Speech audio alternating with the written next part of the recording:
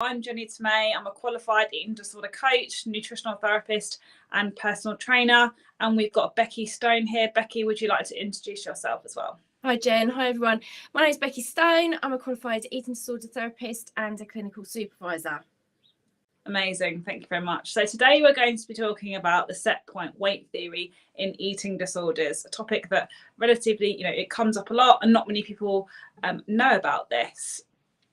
So the set point weight theory, just to give you a bit of background from it, it originally came from certain animal studies, and it's also been debated, whether we can talk about this in humans, because it was based upon rats, I believe, studies in rats, was it, Becky? Yeah, and also with cows as well. I think there's they did studies on certain cows. I think it was in India, where they'd end up, certain cows within famine would be holding a huge amount of weight, and then as they went into famine, they will survive, but their set point weight stayed the same. So I think that's originated, if I've got it right, from Darwin's, some of the original studies with Darwin. So it goes back many, many years. It's been around for a while.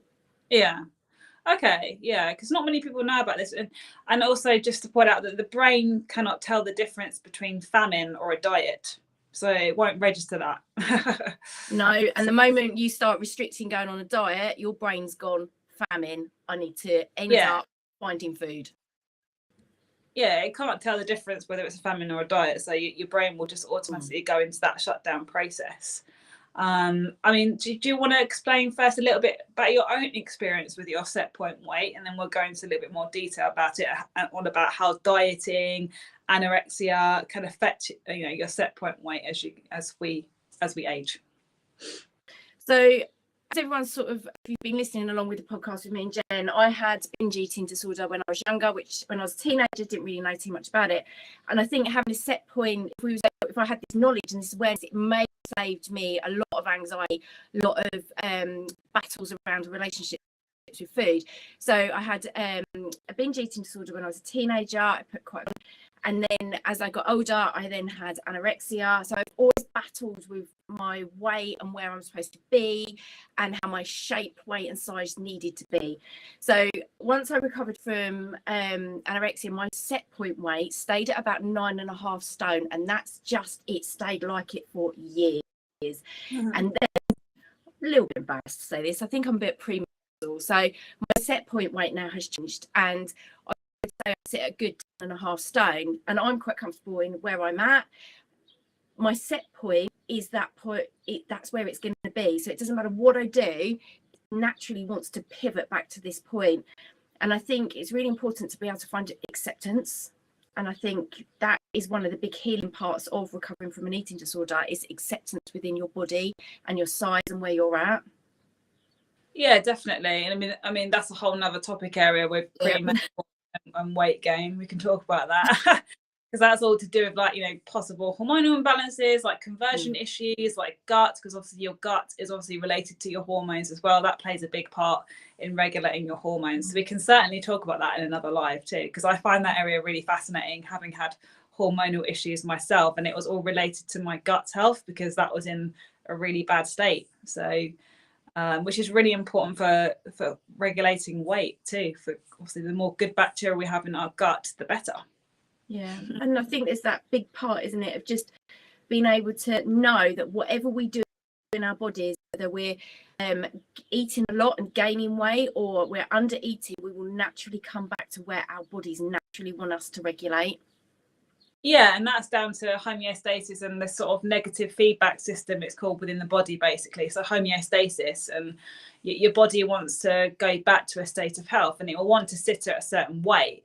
But I mean, personally, some people may disagree with this. Like, I wish that I was taught, when I was going for anorexia, about set point weight, because I think that would have helped me, because I was so scared of gaining weight and gaining too much, and really the weight gain would never stop. If I'd have known that, because most people with anorexia don't overshoot with weight, they actually return back to their original weight that they're meant to be, and then the metabolism stabilizes.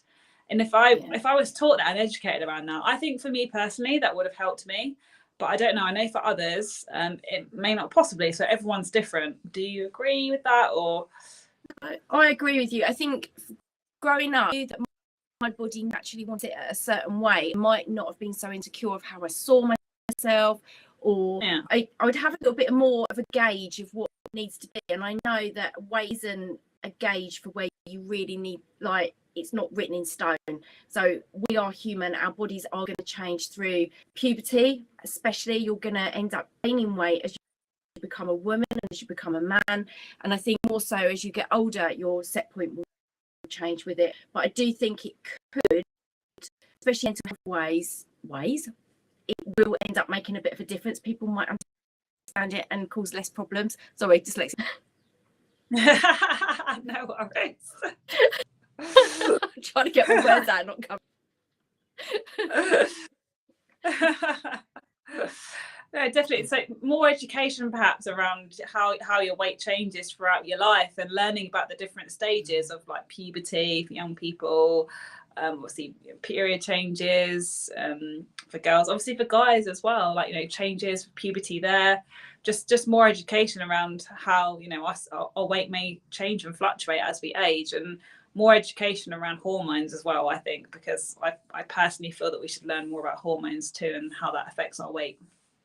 Oh, definitely. I mean, I'm very blessed to have 4 boys as my brothers, and throughout their journey growing up, their bodies would end up storing a lot of weight, and then they shoot up, and then they store a lot of weight, they shoot up again. Yeah. And I know that they had their own battles within how their bodies were growing and changing, hitting, being a man. I think the setup would have been really, really good, because we've all had our insecurities around body image, weight and shape and size, and a lot of this comes down to genetics, and it's not so much environmental. I think there's lots of little pockets of different things, but it could also be genetic. We've also had a lot of trauma in the Second World War. That's going to end up playing a big part into what our genetics are in our bodies. Well, definitely, yeah. I mean, the set point weight is determined by like genetics, DNA, but obviously environmental factors can influence it as well. And, you know, I think it's really important for people to be accepting of that. Like, you can't fight against your genetics. That's a battle that you're never going to win, and it's a harsh one, to a harsh reality to come to terms with, but it's true. And I think, you know, learning about that would have really helped me as well. And I think it's so important to know that what dieting, so the causes of dieting and how that raises your set point weight. So people who regularly diet, so I'm talking about their diet, and then, you know, they go back to normal eating, then they regain the weight, and then they diet again, and then they regain the weight. So what that does is it raises your set point weight over time. And also the part with dieting. Oh, have I lost you? Just a bit of a connection issue. Sorry, let me double check. You got back? Yeah, that's better. All good. I think with dieting, because you're set up to fail instantly because it's somebody else's diet. And if I knew that growing up, my set point, I think I would have been able to design food around so it was more stable, and I wasn't set up to fail. And I think that's the most important bit. Balance. Like, if there was chocolate biscuits on the side, if they're right in front of me, I'm going to eat them. But if they were in the cupboard and they're out of my sight a little bit more, maybe I won't be thinking about it so much. It doesn't mean that I can't have them, but I do think it's about environmental and genetics. I think it's just about putting balance there.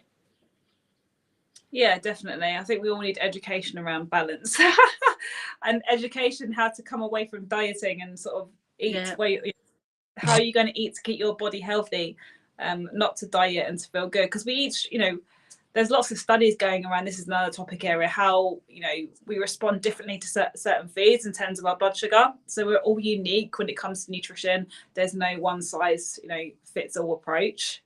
And I think that would have really helped me growing up to know that I was unique. You know, I might feel really good on this food, but someone else might feel really bad. So it's just, you know, going with what our body feels and feeding our body what it wants, and then it will thrive and be healthy. And also being kind to these as well, and not over punishing ourselves, like trying to, especially when you go dieting, all of a sudden you get like weight loss, but then it's not sustainable. So then you beat yourself up and you're quite harsh on yourself, and then you go back around in a yo-yo sort of circle with it. And I know that will lead into another subject altogether. But set point theory, I think everyone's going to have a different view. Everyone's going to have a different opinion with it. I think it's about trying to educate yourself around it, read up on it, and trying to find that balance. Yeah, no, definitely. I think it's really, really important. I do think, you know, more education around it is so important. And if anyone listening to this right now does have any questions about set point weight theory, you can obviously ask us, you know, follow us on our social media, and you can comment on this video that's going to be posted, because it'd be good to get, you know, your thoughts and other people's thoughts on this topic area, wouldn't it? Yeah, and I think if you've got any sort of questions or ideas, this might lead into another sort of discussion that we do another live with. Yeah. But it's really, I think it's really interesting to hear what other people have got to say. Yeah, definitely. Is there anything else that you want to say on set point weight theory, Becky, before we finish up? All I would say is maybe do a bit of research on the internet about it. Find some books. Can recommend a book. I can't think of it off the top of my head. But have a bit of a read around it. And yeah, any questions, give us a shout. Amazing, great. Yeah, you can follow us on social media. So I'm at Ask Jen Up on all channels. Jen Tome is my TikTok account. And then Becky, what are your social media again? So I'm on Instagram, Facebook, Twitter, and I am on TikTok and YouTube as well. But if not, then just Google my website at Counsellor Who Cares. And your social media is Counsellor Who Cares, yeah? Yeah, just tap in either Becky Stone or Counsellor Who Cares and I will sort of just pop up. Amazing. Thanks so much, guys, for listening. We hope you enjoyed this live. Any comments you have on this video, just please leave them and we'll be happy to hear from you. Thanks a lot. Take care. See you later. Bye. Bye.